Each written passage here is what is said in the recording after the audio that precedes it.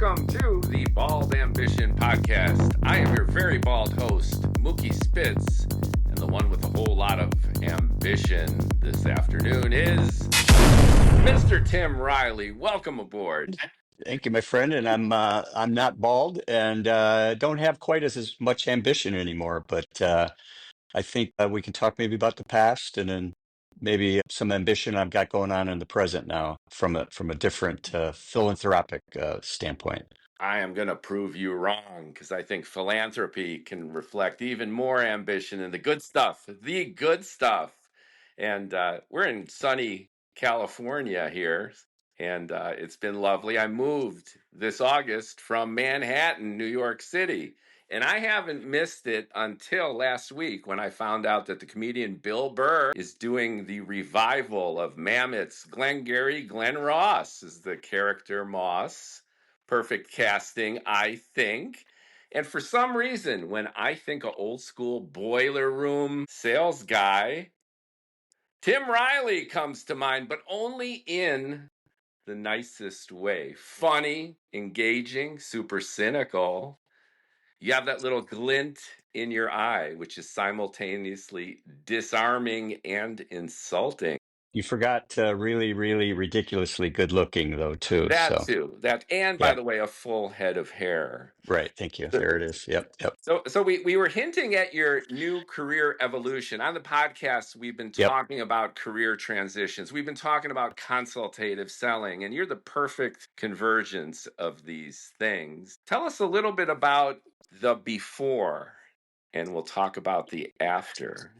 Yeah, the before starts way back, 1978 when I graduated from Michigan State University. And first job was at an ad agency called Campbell Ewald in Detroit, Michigan. And the ability to be close to a customer and not even knowing what was happening I was in the GM building. We were on the second floor and we were within the client's office. So suits and ties, women in the secretarial pool. I'm not proud of that, but I had nothing to do with that. It was just a thing. And then the slow About evolution. what year? What year are we talking That about? was Not where to this. age you or No, me, I don't but care. I'm yeah, proud. I'm proud. I'm proud of my age and my background and my it legacy and all just that. keeps getting better, Yeah, doesn't it? Yes. 1978 is when this was, and the dark suits and the skinny ties and the Right. two martini lunches. But I had a boss that liked to go play squash, so I was always a lot more sober than everybody after lunch, and incredibly fit, just like I am today. Wouldn't you agree? Absolutely. It's super sexy. Yeah, Just yeah. want So to add that yeah, so tidbit. that kind of sales thing kind of began then, and then watching people at work and trying to model what worked for them, and then watching the guys that would crash and burn, and I was just a fly on the wall, and Were you the class clown though when you were without a in doubt, elementary school? Were yeah, you that guy? That guy. I can see you being that guy. guilty. 12 years of Catholic school will do that to you. And then high school was an all boys school. There was a moat. The girls' school was across the way. I don't think it was really a moat. It was just a slight depression, but we always called it the moat.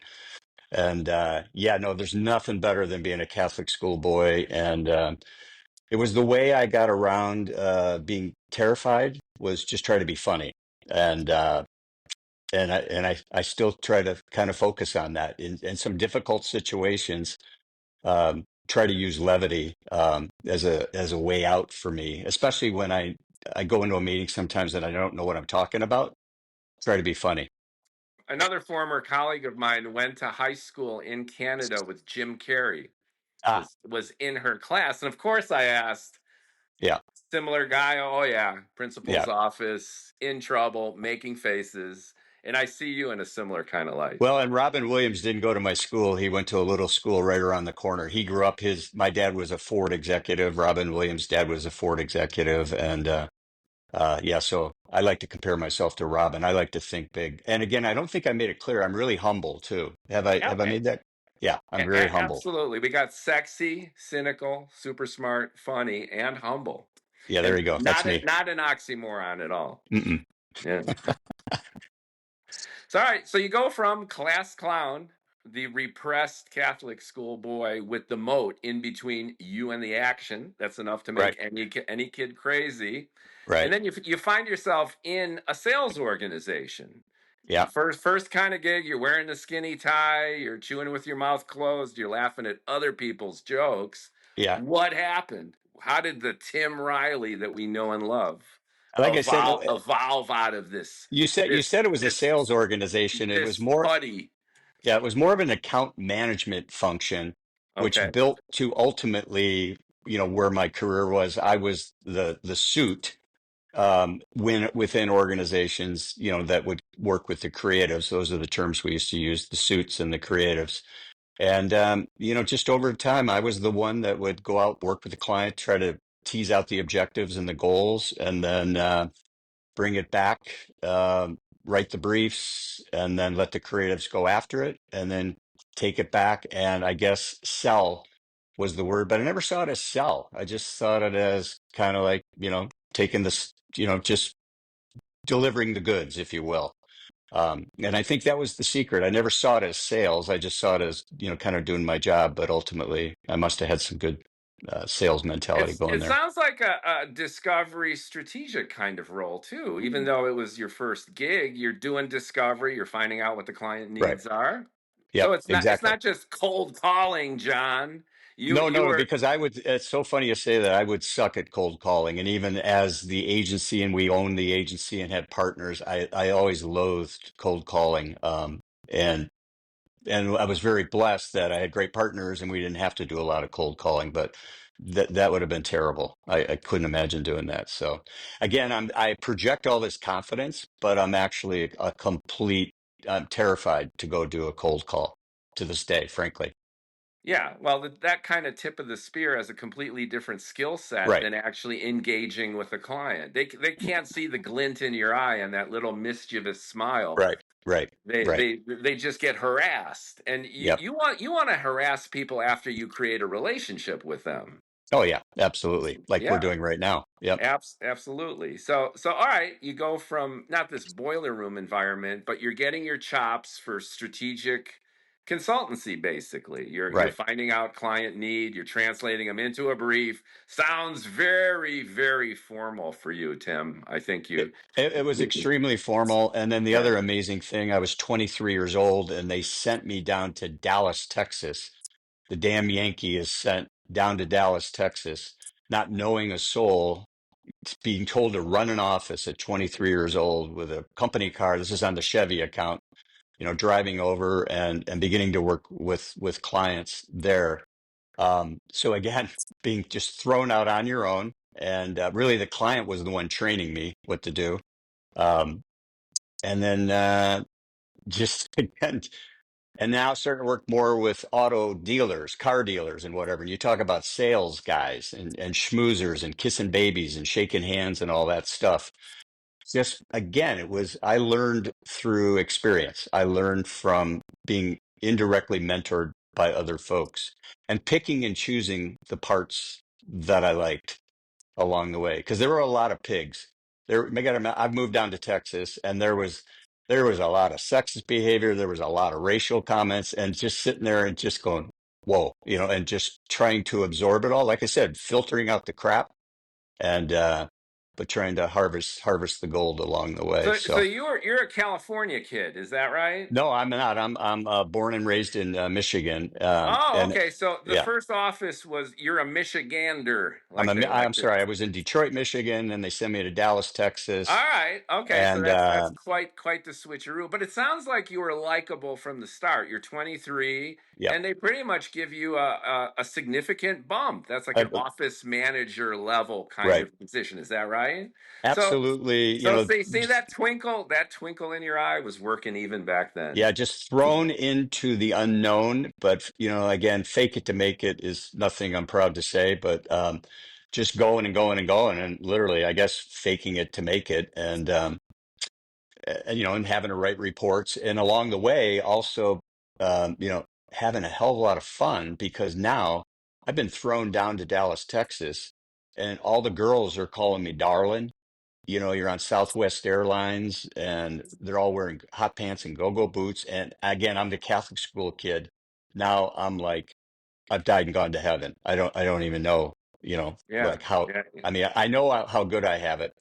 And, and along the way, I meet a girl, which is the plot twist is about to happen, which ultimately we will get to that in a minute. But Yeah, but at yeah, that time, I mean, it's ironic now that Hooters has just filed for right, Chapter 11. right. It's hard to imagine, but you're illustrating kind of a phase in between Mad Men and what we have right now. So it wasn't completely over the top, but as you describe, it was a different kind of It environment, different was language, different yeah. culture, different I love movies. mores. I love movies. I love music. And the big movie at the time was Urban Cowboy Right. and looking for love in all the wrong places, and again, I'm still a Yankee. I've still got that suit mentality. The stick is up my butt. I'm very formal.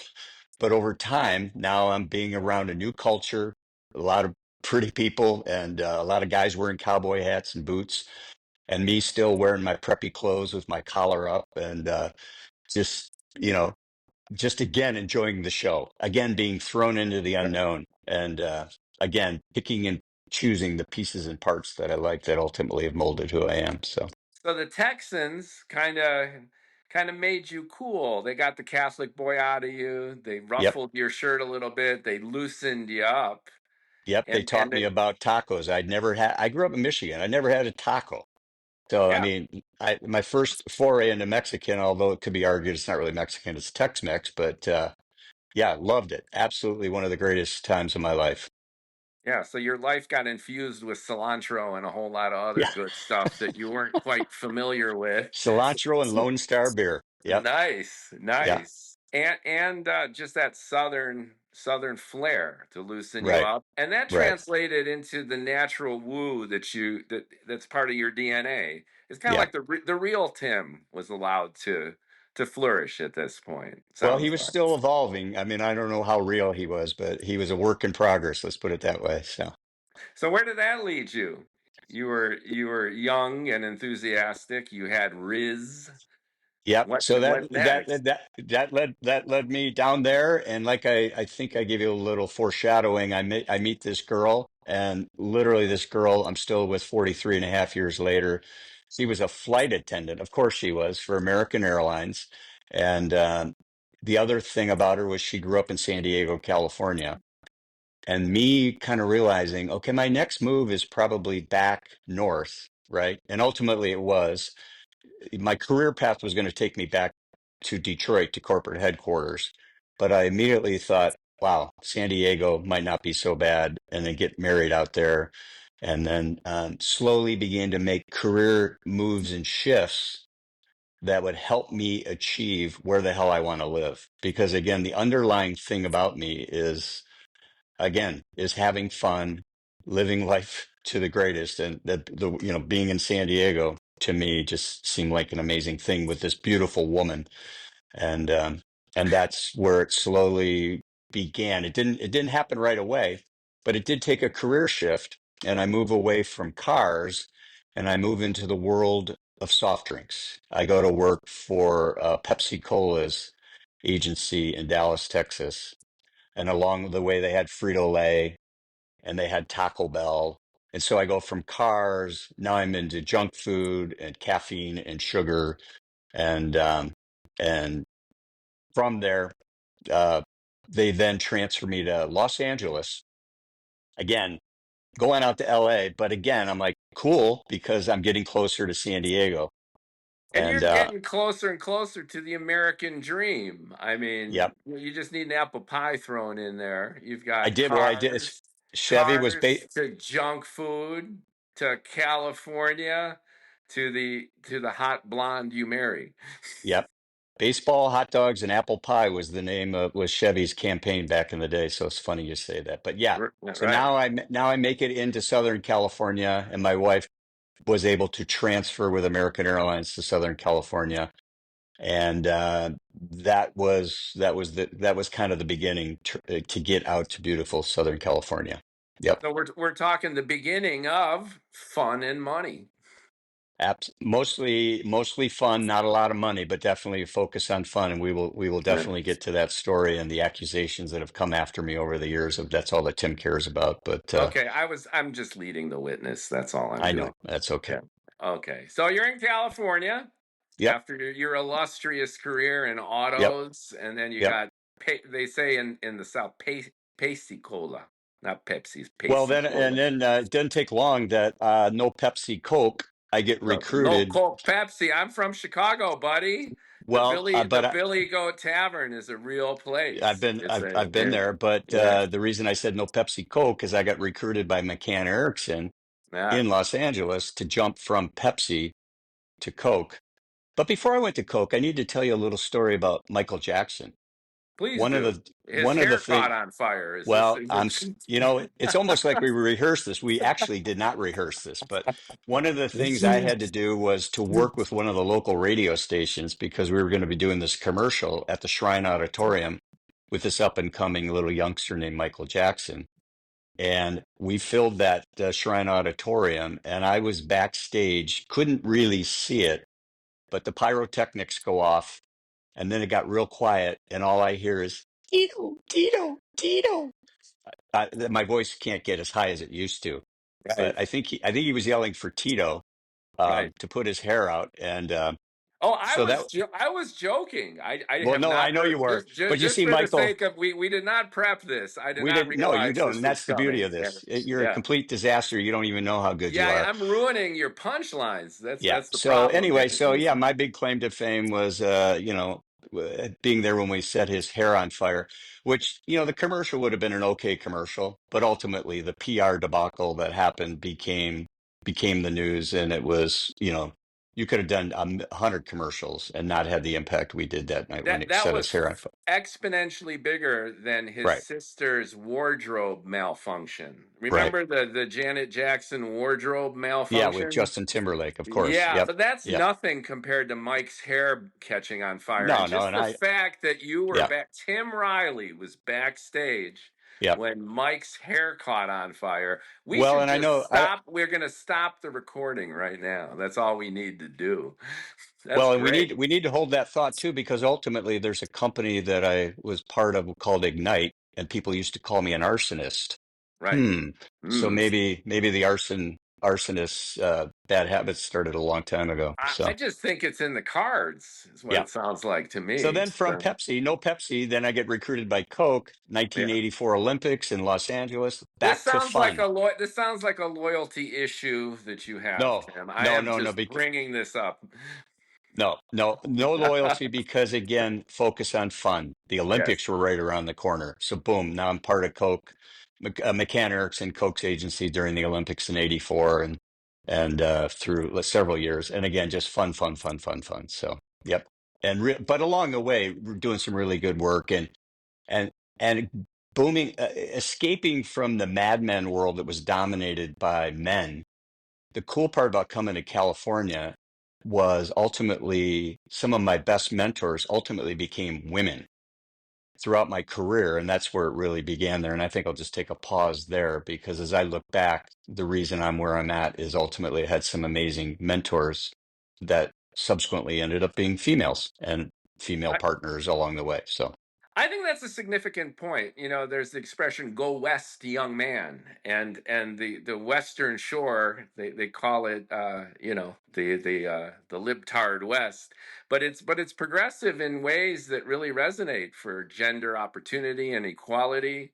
And I was born and raised in Chicago. You're a Michigander, and right. this is just categorically true that Yes. empowered women out west have been to a large extent driving the California economy. And I think that's an important point to Yep. make and Yep. respect. Yeah, Absolutely.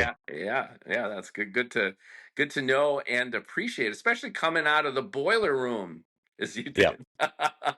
Well, and then now more suits and ties. It was sport jacket, maybe open collar, and then eventually no jacket. So, the Mad Right. and they were still in that Mad Men era in Detroit up until 2000.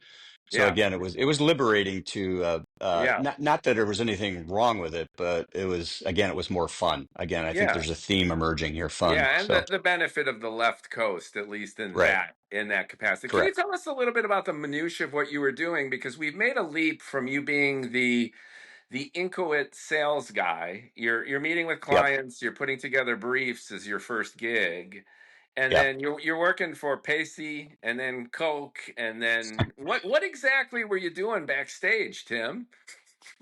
Well, so it was more what we would call retail marketing or co-op marketing, and so it was less briefs and it was more events and it was more big things like working with event companies.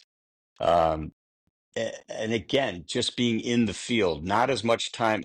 I wasn't sitting behind a desk anymore. I was out in the field. I was traveling a lot. And again, I was, I guess, being a sales guy, and relationship marketing is what I was doing Yeah, yeah, yeah. and Almost with solidifying. a hint of PR. It Yes, sounds almost like a hint of PR, which puts you, right. feet from Michael's hair catching on fire. But I think one of the underlying themes of this conversation is the power of personality, which is Absolutely. Yeah. it's not just bringing what you know and certain capabilities and expertise, but it's client relations, it's communication, it's empathy, it's understanding the needs of another and translating it into fun, as you say, having a good Right. time, and Right. then that laddering up into creating experiences for the downstream consumer in the best way you can. Yep. And I was fortunate that, my wife had a job where she was traveling as a flight attendant, several nights a week. And I just loved being with my clients. And then my clients became my friends. I would play golf with my clients. I would play softball with my clients. My clients would have babies along the way, and then and I didn't have children yet. But so again, my clients became my mentors, uh, and because of that relationship and that thought process that I had, again, it wasn't calculated. It was just being around people that were fun. And then before you know it, these clients are moving up in organizations and they're giving you more work and they're giving you more responsibility, and I'm getting promoted. And I can't. It's like there wasn't a big formula to it. It was just kind of being in the right place at the right time and seizing the moment. So What constitutes that kind of woo? If you can, you're describing it as instinctive, part of your DNA, and it's natural. And when people come to know you, it's like it's the Tim Riley effect. But if you could qualify it, maybe even quantify it in ways that translate to anyone listening who can appreciate, come to understand, and maybe learn from where that Riz comes from, how would you capture it? What constitutes a great sales guy beyond just these descriptors of empathy and fun? What do you bring to the table? I think for a guy that likes to talk as much as I do, I would find the power of shut the hell up and listen and absorb.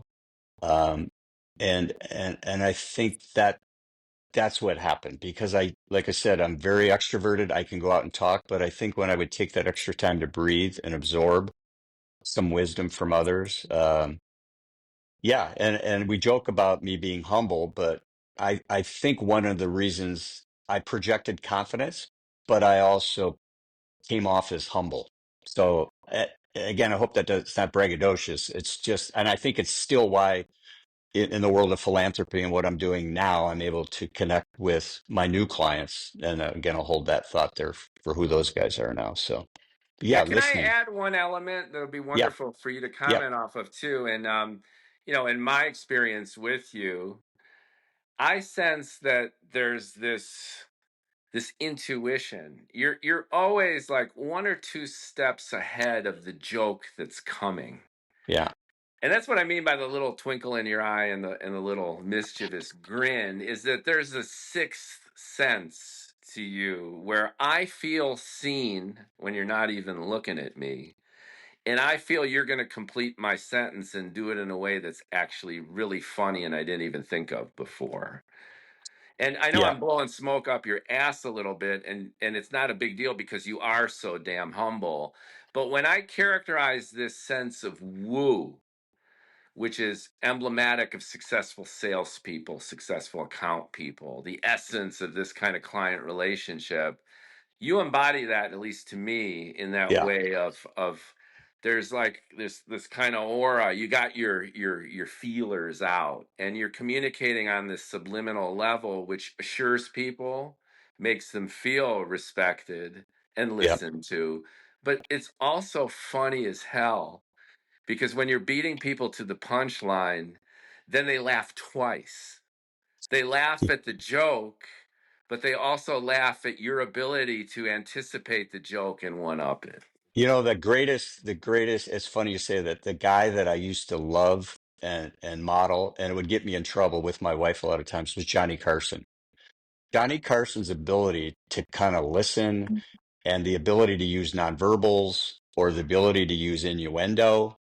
And so that if it's something inappropriate or dirty, innuendos, their problem, because I didn't mean it that way. I meant it this way, right? So, but back to I do appreciate that compliment of being able to look ahead. It sometimes drives my wife crazy that I do have this sixth sense. It would drive my business partners crazy that I'm worrying about shit that's like not even happening, but it's kind of like disaster planning or scenario Yeah. planning, playing out different things and being ahead of it, or like walking through the hallways of our company. And I could see somebody was hurting or somebody was laughing or somebody was whatever. And whether they were hurting or laughing, I kind of wanted to be part of that. You know, whether it was our IT guys, some of the greatest things I've had are some of my old cronies from the IT world or from people that I barely remember them, but I've had people reach out to me like, dude, remember when I broke my arm? Like, and you were the guy that came in there and you shot the shit and made sure I was still okay. So,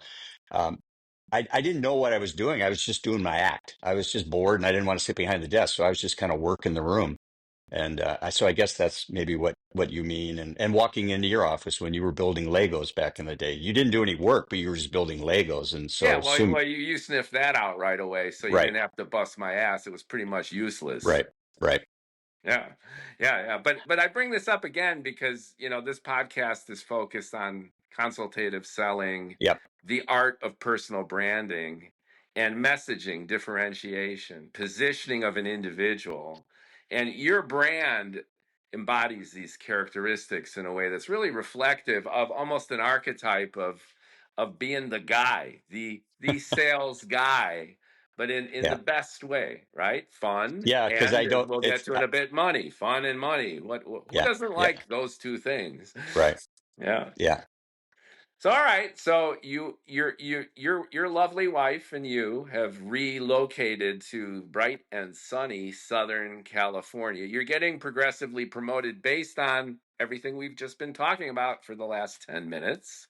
yep, And you have a burgeoning relationship at home. You still don't have kids. You have a nice relationship with your network of clients who, in a sense, become your family. yep. And then, ellipsis. So then here comes the end of season one, and here comes the cliffhanger. I get fired from a company. I'm married, I've got a mortgage, and I'm fired. And it's like an oh shit moment. And so humiliated and humbled because I had gotten a little over my skis.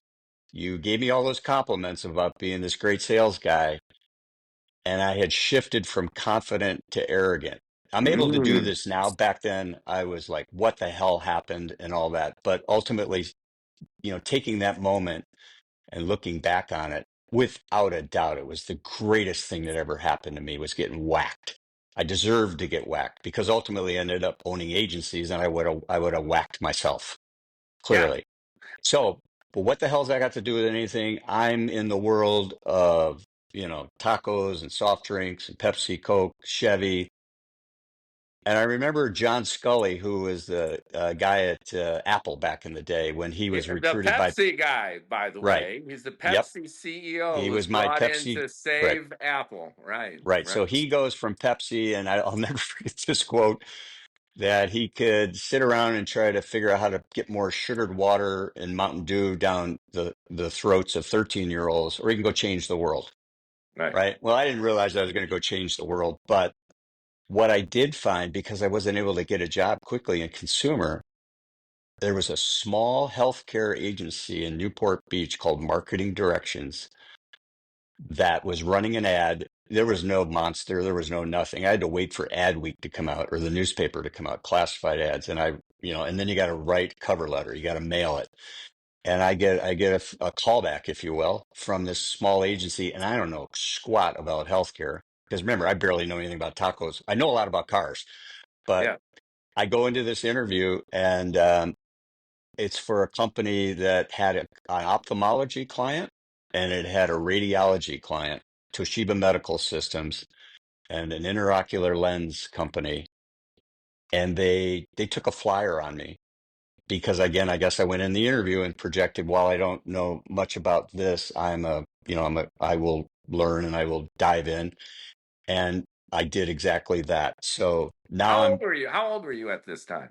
this is in like the mid 80s. So I'm like early 30s, maybe. Okay, so you're But still ripe. You're still ripe. You're yeah, coming off what ostensibly was a humiliating defeat. right, You right. fail. You failed fast. Yep, You ate your humble pie, and that was a yep. major learning experience. And you picked yourself back up. You walked into this agency. You didn't know doodly about healthcare, but And you're bright-eyed and bushy-tailed. I You am, could but get them. I'm not as focused on fun because nothing like losing your job to humble you. But it didn't take long for me to realize that same skill set I had.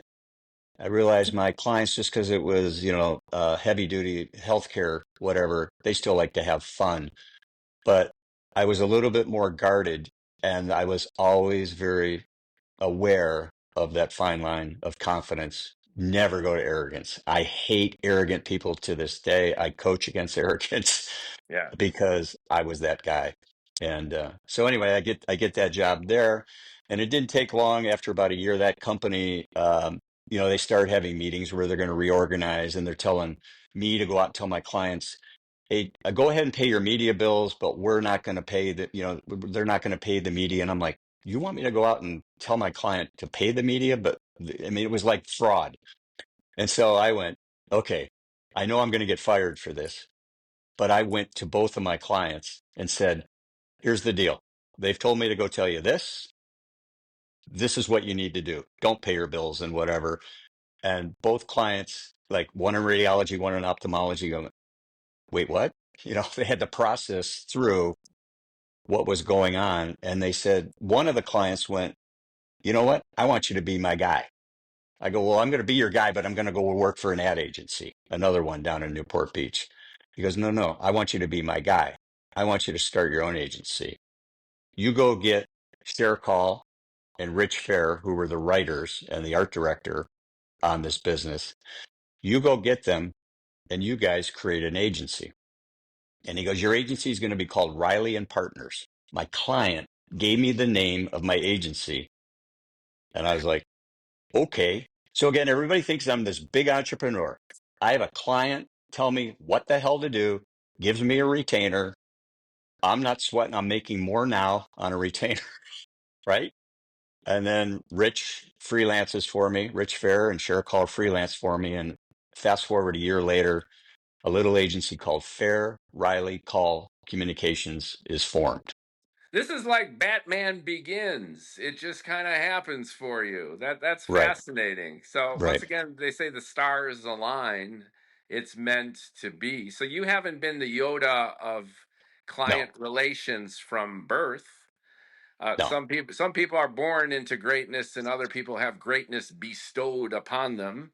But it didn't come out of nowhere. Yeah, You've got the woo. You impressed your client to the extent that right, A, he wanted you to work and be dedicated to his business. B, he wanted you to do that with the independence of having your own shop. right. And C, you had the game to do it. So it's not a total accident. And it didn't just fall from the sky, but the cards did align for you, which is wonderful to hear. Well, and without jumping ahead, the client who I'm now still super close friends with, he's in his late 70s because he was much older than me, but he's the one that ultimately said I was his advocate that day. And I'm going to leave it at that as again, some more foreshadowing. Because again, I wanted to make sure they weren't going to get screwed. They were going to get screwed royally. So there was an advocacy for my client. I just thought it was really the most effed up thing that could ever happen. So that is so all of a sudden I got integrity. I didn't know I had integrity, but I guess that's part of the skill set that happened along the way there too. So Yeah. Yeah. Well, remember back to your Catholic school days, yes, there you go. I you forgot got that part. Yeah, you never snuck across that moat, did you? right. No, I didn't. All Right. right, you've been a good boy, Yep. Yep. despite what we've been hearing about you. So that's great. Correct. That's Yeah. great. That's great.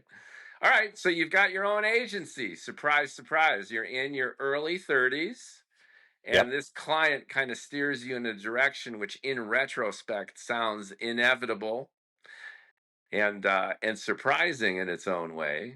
And where did you go from there? Well, we just slowly built that ophthalmology client um, up, and then that guy moved on, and then that ophthalmology client led to another ophthalmology client in the medical device side. We were always device, device, device, and then again, this our client then was Pharmacia, which has now been acquired by Pfizer and Upjohn and all along the way. But now they have a new blockbuster drug they're working on in glaucoma. And we were not a pharma agency. We were a medical device. But I had a client, again, I'd go to their offices and I'd hang out and I'd just do my thing. And he gave us a shot.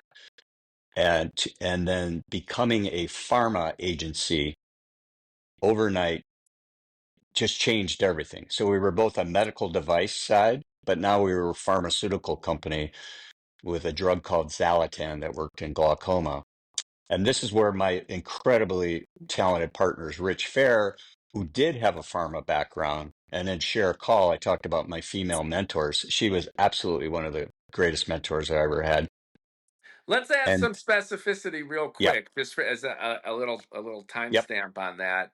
What exactly were you guys doing for the uninitiated? So you have an agency, healthcare focus, yep, ostensibly in marketing and advertising.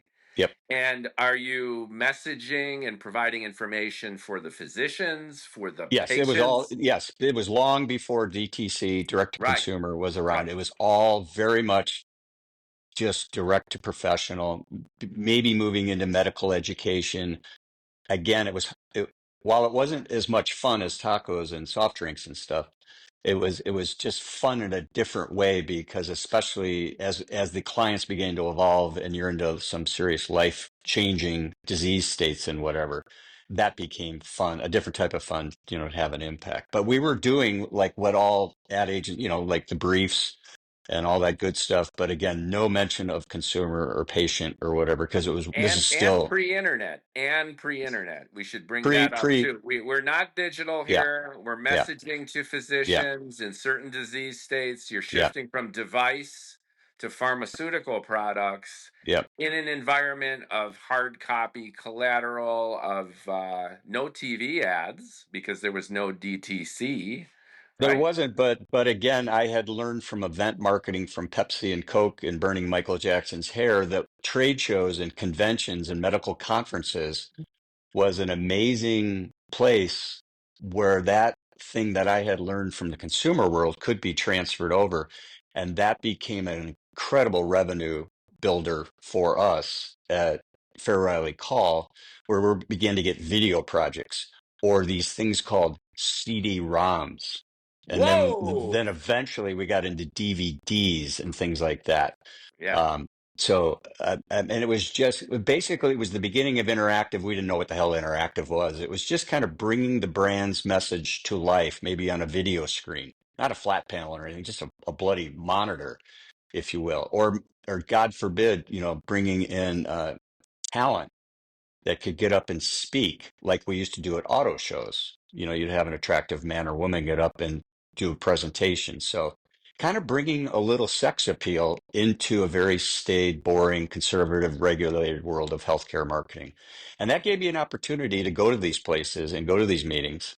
And again, just kind of do my shtick. Um, which I'm still doing to this day. So, yep, Yeah, so the Tim came out. The Riley we know and love had an yep, outlet. It wasn't just brochures that you were right, printing or briefs that you were writing, but you were right, interacting not only with clients, but with physicians, with experts. You were out on the floor yep.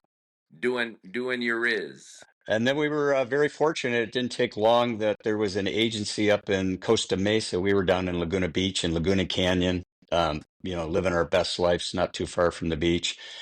And we get a phone call from a woman named Jackie Herr, who was the CEO of an agency called Bozell Healthcare West.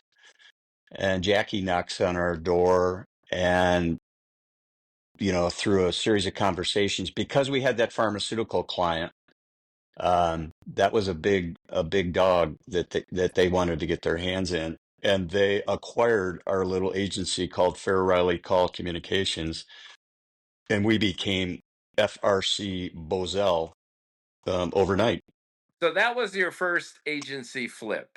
Yeah. That's your first Well, and at the time, I entrepreneurial. thought it was my first and final because, again, Right. who knows? I mean, you're given Right. this number, and at the time, it's all relative. You're like, oh my God, this is awesome, and you look back on it now, and yeah. But And, and yes, and then Jackie just came a knocking, right? She saw you had a big client she ostensibly wanted, she and did, but she's like, and they were she was part of a public company, so there was some due diligence they had to do to look right. under the hood, and again, we had the three partners, and then we just kind of morph into the Bozell world. And again, I keep giving you the talking about the mentor. So now you fast forward to the like an amazing mentor. They just keep building upon themselves. And Jackie Herr was without a doubt just not only a mentor from a business standpoint and her ability with clients and the same stuff I did, but with a little, hers was more genuine. Mine was more, shaking hands and kissing babies. Jackie's was the real deal.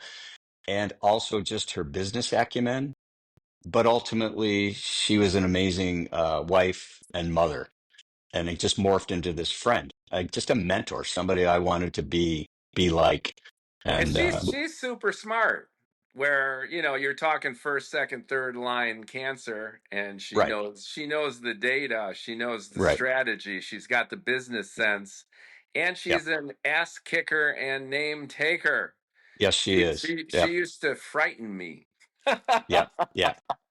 Yeah, no, she was great, and we stayed Congrats. in our lanes. I pretty much handled the medical device world, and then obviously they built the pharma. I still had my paws in on the glaucoma therapy, but over time we realized let's just split it up, and that was the natural because Jackie and I were both account people, so now you got four partners, and you got Rich was the creative director, Sher was the creative director for the copy side, and and then you got Jackie and Tim. So yeah, it became a real, and then that same event marketing mindset that we were doing over on medical device, I realized and began to work with Jackie to see if we can take this into the world of pharma, and ultimately we did. And then we met a young man named Fabio, but we'll hold that thought, won't we? So now we're nearing the late '90s. Okay. So in summary, you flipped your first agency. Right. You got that Yep. knock on the door. You expanded your horizons based on Yep. what you were succeeding at already, of which Yep. a big focus was in-person live events where you gave that Riley Rizz. And you are coming to appreciate and understand the dynamic of leadership, which is before you were just Timmy running around and schmoozing and client services. You did some management all the way back to Texas, Yep. but you're evolving in terms of your business sense capability, and most significantly, you're playing ball with other senior leadership in an equitable and equal capacity, right? You need Yeah. to Now we're in figure a, we're out in a what pub. you do, what they do. You need to keep it separate, but at the same time, link yourselves in ways Yeah, that I are, mean, you're in a public company, and you got to yeah. make projections, and you got to deliver on your numbers, and so it's a totally different dynamic. But we had a 3-year buyout, and at the end of the third year, um, it was Rich. It was really Rich Fair. I'll never forget his words. That said, "Hey, I'm going over the wall.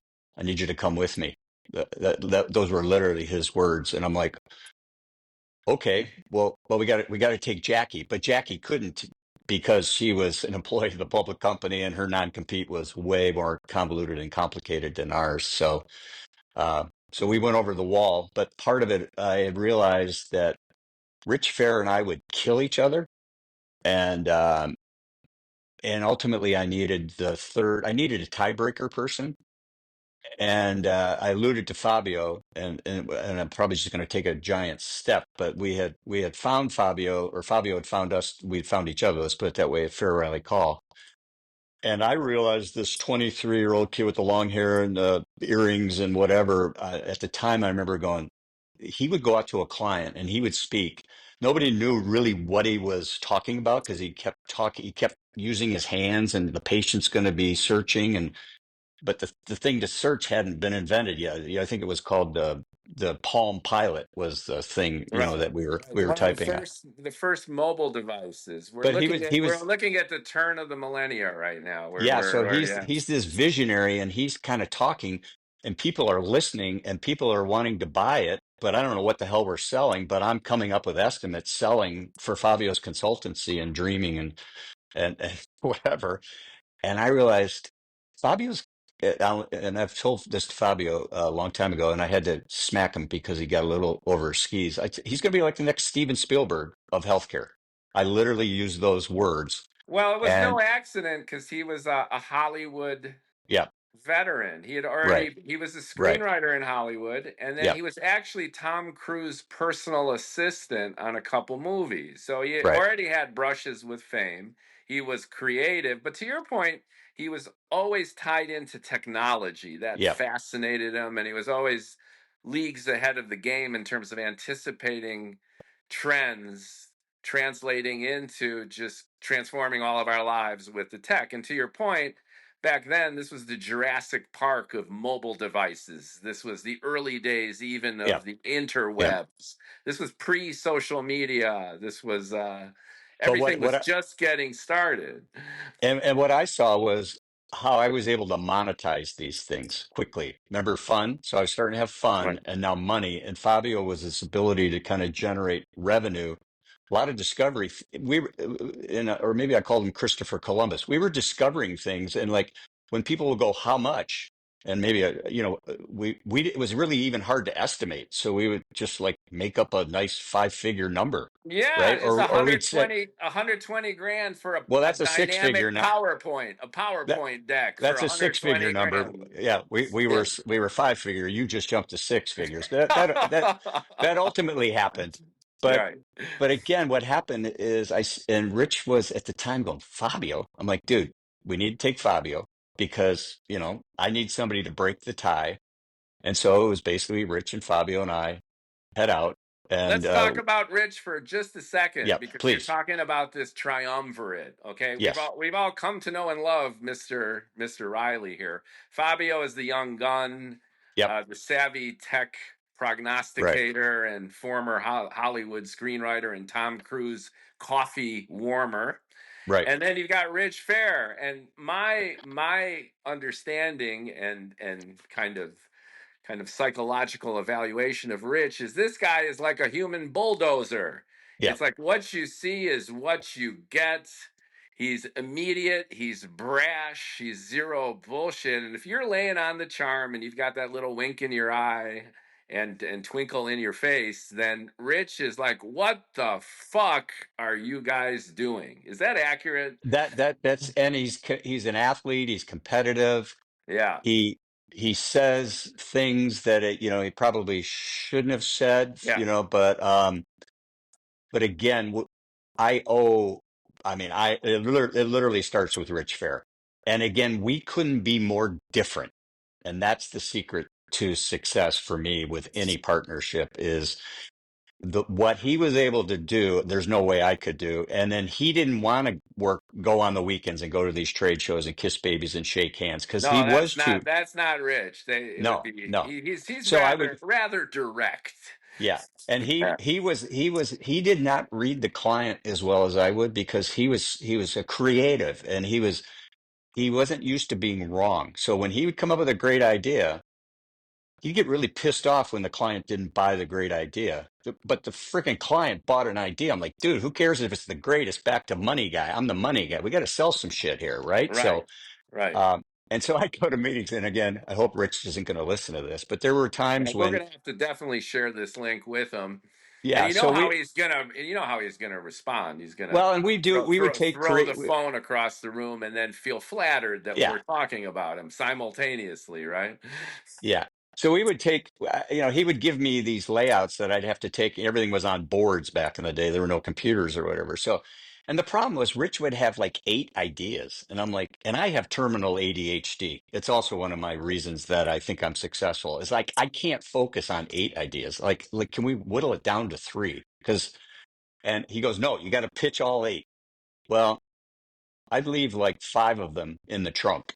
I would call them the trunk concepts. And I'd come Okay. back and the top 3, and what the one I knew that was the right for the strategy for the client and everything was the one I'd sell. And then he subsequently found out we called them the trunk concepts. I think it might have been Greg Reiser or one of my freaking AEs that ratted me out back in the day.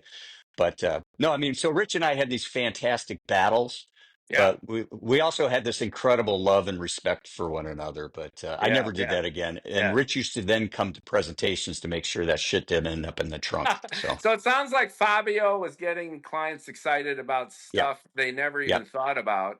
right. Rich was getting them stuff they didn't even need, and you were the guy who was basically getting clients to get excited to the point Yeah. where they would sign the SOW. Well, That's what it sounds I like. do The want to edit that comment about Rich. That's not fair to Rich. They definitely needed his stuff, but maybe Of they, course, of yeah, course. I mean, let's I be meant that clear. in a way that maybe Okay. some of his concepts were a little bit redundant. That's all. Yeah, That's no, all. no, Yeah. no. And Yeah. Yeah. again, I make fun of him, but he makes fun of me, and that's the beauty of this great Yeah, yeah, and relationship. And he's so, busted my balls enough that we yeah, can let him have it just a little bit yeah, and feel good about it. yeah, So anyway, we got 3 heroes here of this story forming a triumvirate. You've got the yeah, visionary, you've got the client service guy, and hat tip to Rich, the creative yep. genius.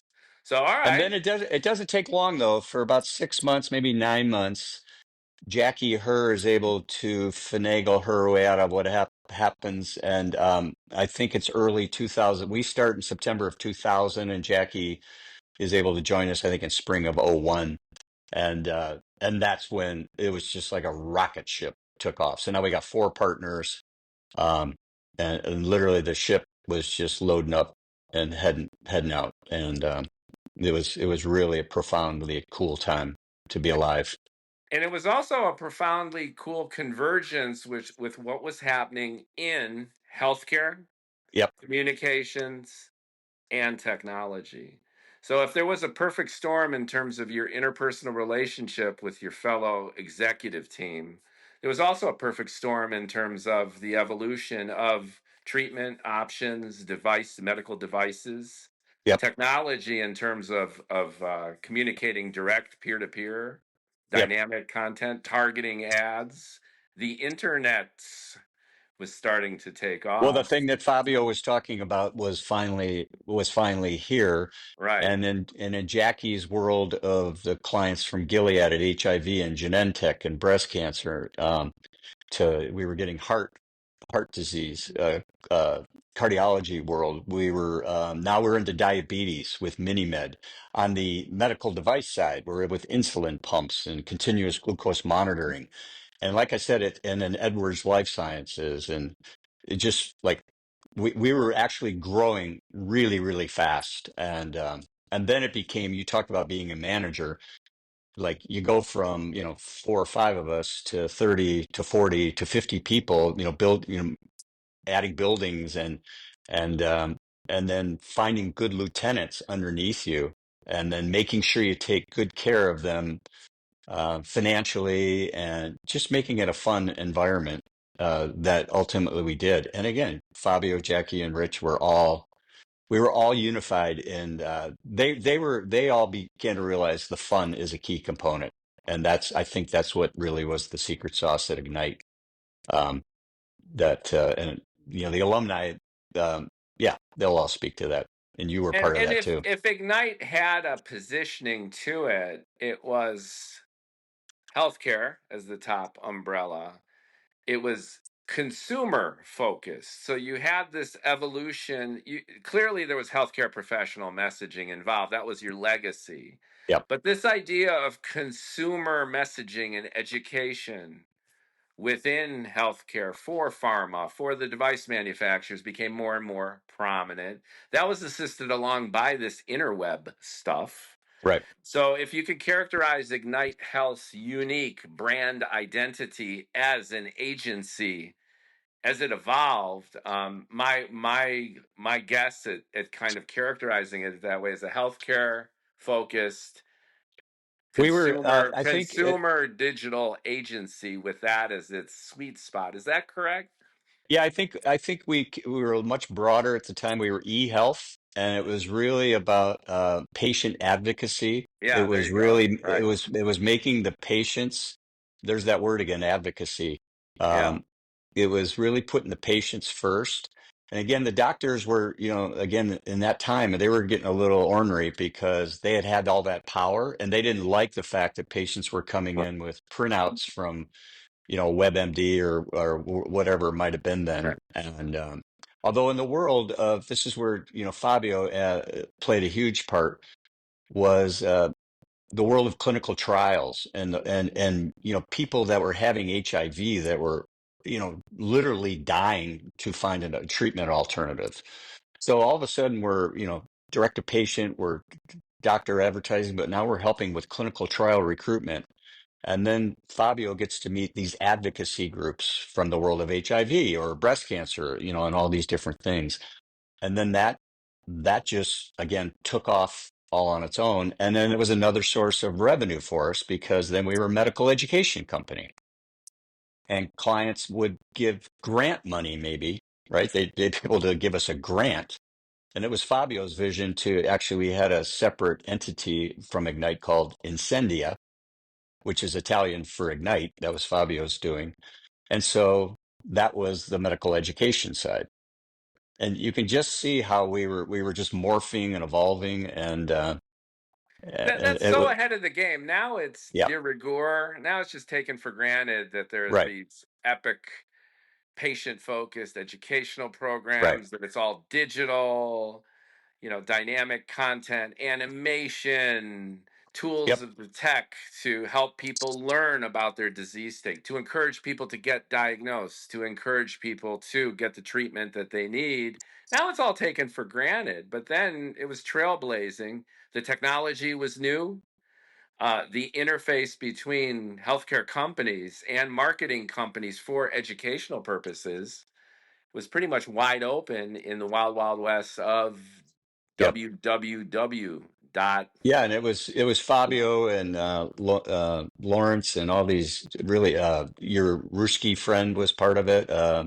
Rusty. Yeah, Rusty the right. Ruski. Yeah, Fabio shipped in a yeah, Ukrainian yeah, yeah. to it was his own vanity project It was to have fantastic. his So yeah, own. And you guys must have gone nuts. Why are we getting a visa for this emigre? That was part of it though, which is we're that going that to create our that own that's what this. studio. We're going to Yeah, that create our own studio. yeah. It Right. was, and so Right. they come up with "Live with It," which was used in the world of it was a little grain this raw kind of cartoon, if you will, about a guy living with it and it being HIV. And then the evolution of that serious thing, then, Fabio then working with me over on the ophthalmology side and LASIK, and then producing something called Reality LASIK, which was like a reality show before reality shows had come out. And it was featuring the young woman named Kristen Cavallari from the TV show Laguna, whatever the hell it was called. Yeah, yeah. So Yeah, you had yeah. influencer marketing Before, in before you knew what that, healthcare in a right, reality type session right, as an right, episodic show that you would watch, right. focusing on patients to market condition a treatment.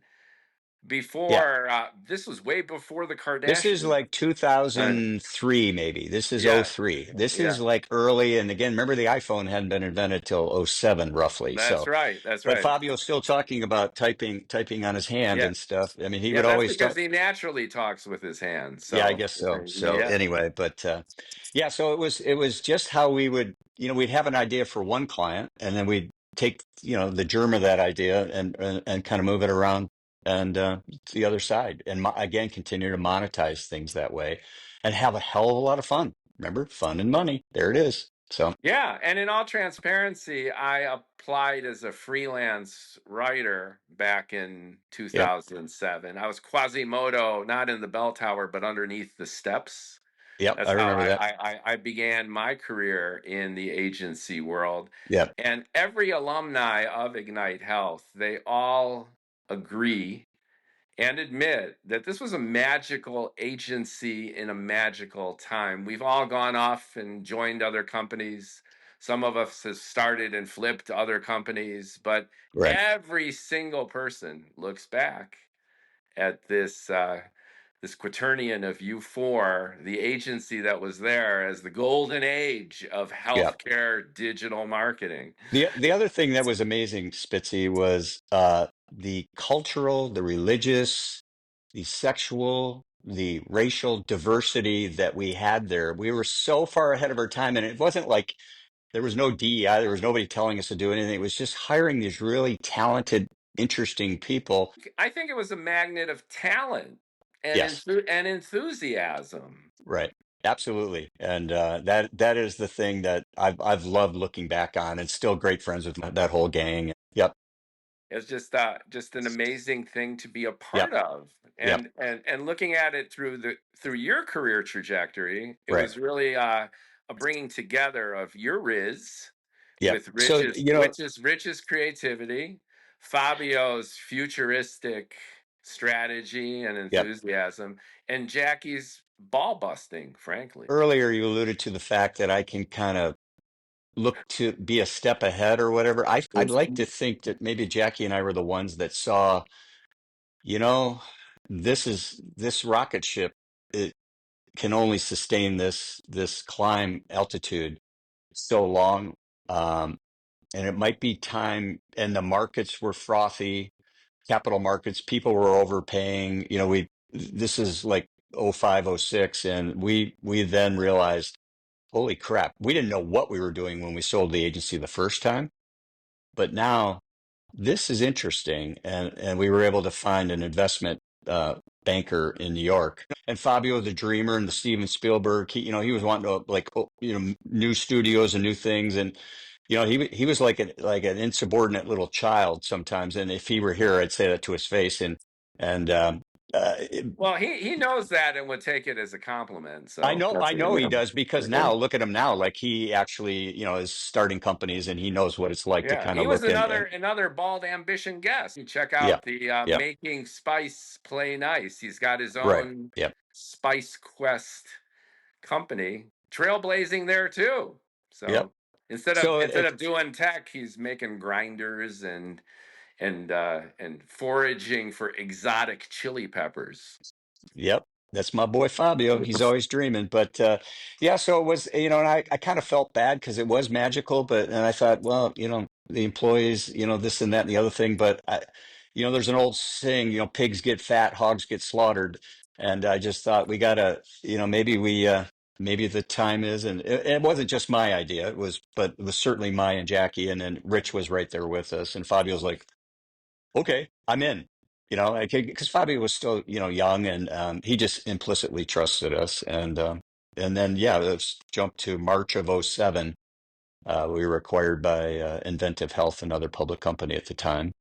And So yeah, that's your second flip, as it a were, second right? and final flip for me and Rich. Yeah, Yeah. yeah. So, and then after that, did the contract for 3 years, and then Rich, wants to go over the wall again and start a new thing. I'm like, dude, now the stakes are too big. The non-competes, they're onto us. We got to lay low. So we laid low, and we had some project work and some clients, but now all of a sudden it's about the time I go to jury duty and I find out about a volunteer opportunity. This transition is interesting in terms of your trajectory. So Yeah, you've risen the ranks. You've gone from general manager in Texas yep. to starting your own shop to flipping it to starting another shop, evolving with that. And now you've had fun and you've made some money, and now you're adding a third component to fun, money, and it sounds like philanthropy. Yep. I mean, I think while I thought I could continue at the time, I was 54, which is maybe not that old in the ad business. But I remembered I didn't want to be, whether it's like the old quarterback that didn't know when to retire or the old guy in the room. I wanted to go out on top. And then when I found this opportunity at jury duty one day, I was searching like, what am I going to do next? Because I was doing this thing with Rich. But I'm like, there's got to be something else. There's got to be something else. And there was a judge there this day that was welcoming us for jury duty. And he was talking about, he works in the juvenile dependency system. And his job is to manage the lives of the 5,000 foster children in San Diego County. And I need a few good men, is what he said. We weren't far from Camp Pendleton. And he says, I need a few good men to step up. Only 10% of the people that are volunteers are men, and Yeah, 50% of my caseload are young boys, obviously. So, yeah. and I had, along the way, Luke talked about the fact that I had children along the way. We didn't have children; we adopted children. So now I'm in the courtroom where, I finalized the adoption of my kids, and I'm thinking about working with foster dudes. And I'm like, oh, I can do this. I can fix this. I can, do whatever. And I apply and I go get interviewed and pass all the background checks. And that Well, you're was entering a program, the CASA program, is that right. right? And I Yeah. have a good friend in New York who went through CASA certification. So when you mentioned that you're a CASA person, I was Yeah. like, right on. But our listeners likely have no idea because I had no idea until my good friend in New York became a CASA person. So So a tell us CASA just a is, little bit about the yeah, CASA. I'll keep it short. A CASA is a court appointed special advocate. And there's that word again, advocate. So we are assigned a case by a judge and we follow a youth that we're assigned to, and we can have their educational rights, work with them, have their ability to see the physicians, but basically ensure that they're protected and that their needs are met. There's a social worker might have 50 kids on their caseload. Their attorneys have 50. A CASA generally has one youth. And it's our job to work with all those and collaborate. Remember, we talked about my skill set from previous world was collaborative and working with different people and kind of salesy, if you will. So behind the scenes, it was collaborating and use that skill set that I learned in marketing and And to relationship. help them through the bureaucracy of the Right. judicial system. So a CASA, if I have it right, just to Yeah.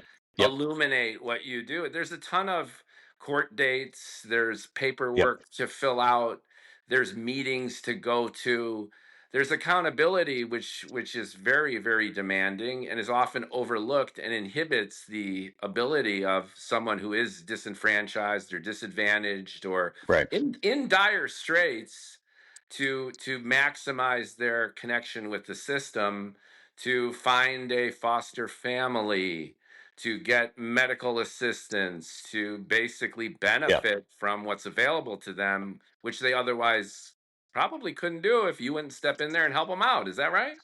Yeah, mostly, but my guys, there was no foster families. My guys that had already been determined, they were in the system. They were going to Right. grow up in foster care. So they were in group homes and they were in Okay. and Right. and so my job was to then make sure that the group home's appropriate for their needs and that the school setting is appropriate. Or one of my guys played baseball, so we got him transferred to a proper school at baseball.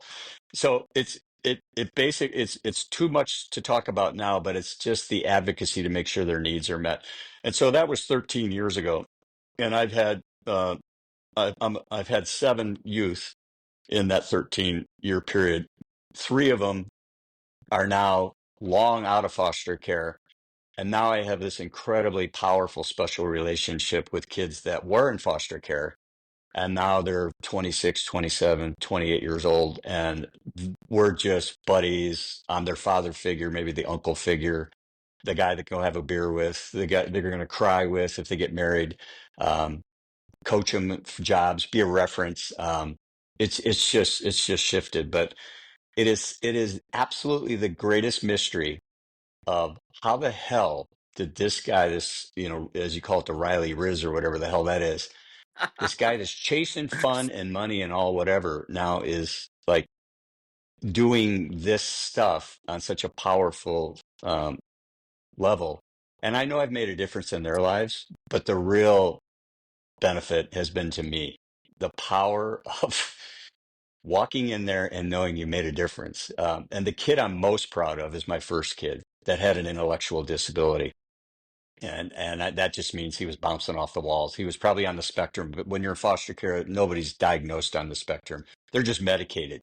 So working with him to make sure he wasn't just medicated, right, and getting him services. And when he turned 18, he had been reunified with his grandma. When he turned 18 and 3 months, his grandma died, and now he had no place to live.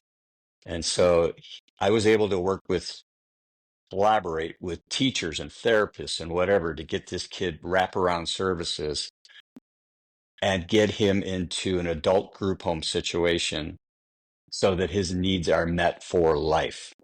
And he was recently interviewed.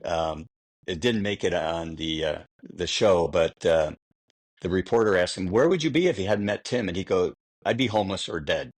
In his amazing intellectual disability, where the answer just kind of popped out, he goes, "I'd be homeless or dead." And it was like I kind of thought about that, and he would be.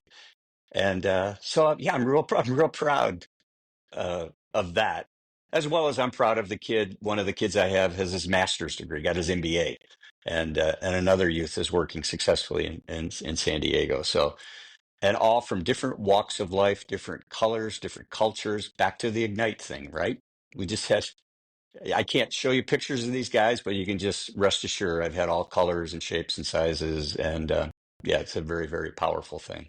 And I'm Well, also go out and do a lot of public speaking, help them raise funds, recruit new casas, and all that good stuff. So, yeah, Well, I am zero surprised. And I think anyone listening who knows you would be zero surprised, even if you might be surprised that you've I'm made this surprised. transition.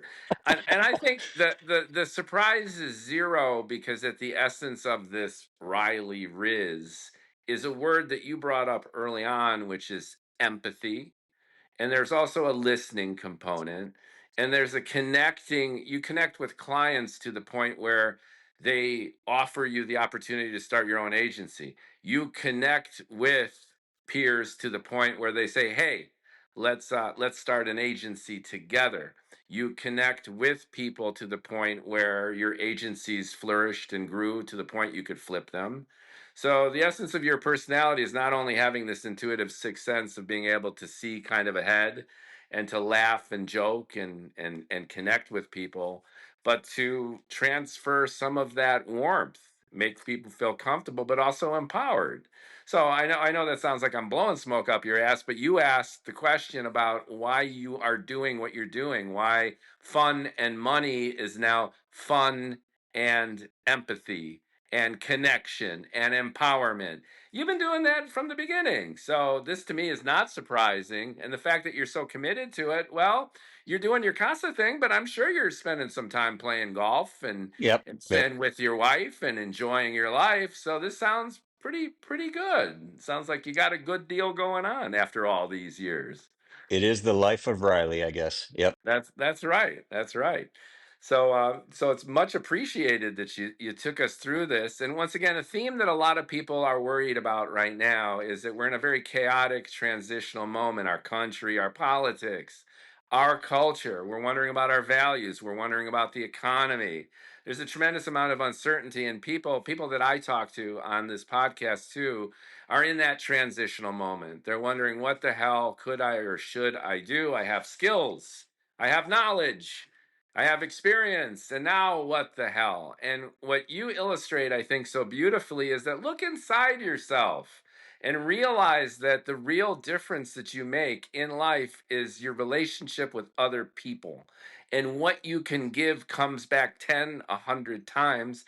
And follow your heart. Don't overthink it. Don't get blasted by the uncertainty and chaos. And most importantly, don't get angry. Don't get vengeful or spiteful No, or reactive, but look into your own heart and then find the goodness that's been there all along and craft either a career or a hobby, or in your case, go full casa to become a mentor. You appreciate all your mentors and you give them credit for making them who you are, and you're now been the mentor for these kids who needed you the most. And there's a reciprocality, if you will, and then there's this almost mirroring that's wonderful to hear about.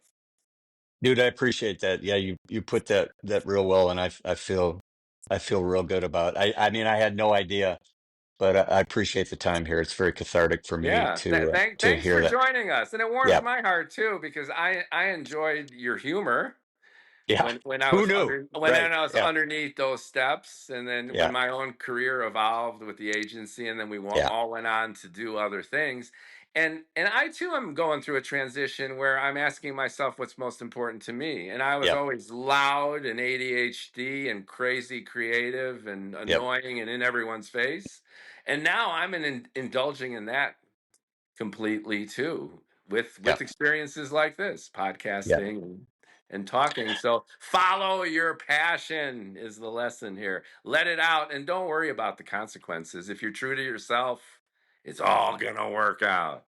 Yes, sir. Thank you so much, Tim. Thank you for listening to the Bald Ambition podcast. We had Mr. Tim Riley. There'll be a link in the descriptions if you want to reach out to either one of us, and there'll be more goodies to come. And maybe we can check in again 6 months, a year, see how you're doing. And thank you for your time. And thank you for your Riz. Thank you, my friend. Appreciate you, Spitzy.